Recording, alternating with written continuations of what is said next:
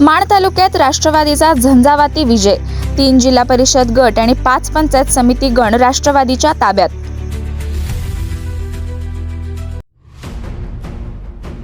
माण तालुक्यात झालेल्या जिल्हा परिषद आणि पंचायत समिती निवडणुकांमध्ये राष्ट्रवादी काँग्रेसने दणदणीत विजय मिळवत तालुक्याच्या राजकारणावर आपला ठसा उमटवला आहे। तालुक्यातील 3 जिल्हा परिषद गट आणि 5 पंचायत समिती गणांमध्ये राष्ट्रवादीने बाजी मारली आहे।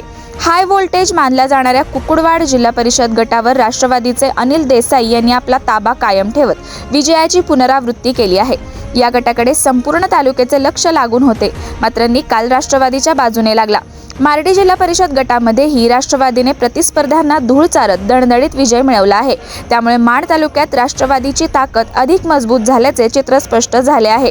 राष्ट्रवादीचा पारंपरिक बालेकिल्ला मानल्या जाणाऱ्या गोंदवले जिल्हा परिषद गटासह गोंदवले पंचायत समिती गणामध्येही राष्ट्रवादीने आपले वर्चस्व कायम ठेवले आहे।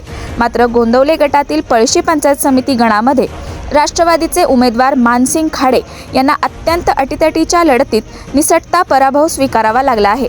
काही मतांनी झालेल्या या पराभवाची तालुकाभर चर्चा सुरू आहे।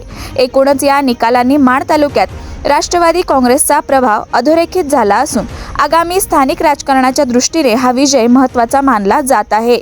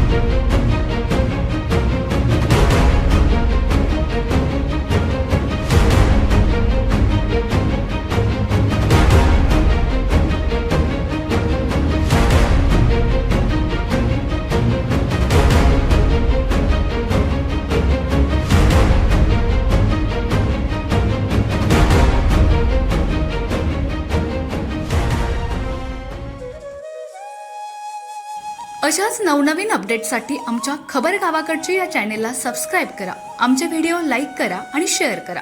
धन्यवाद.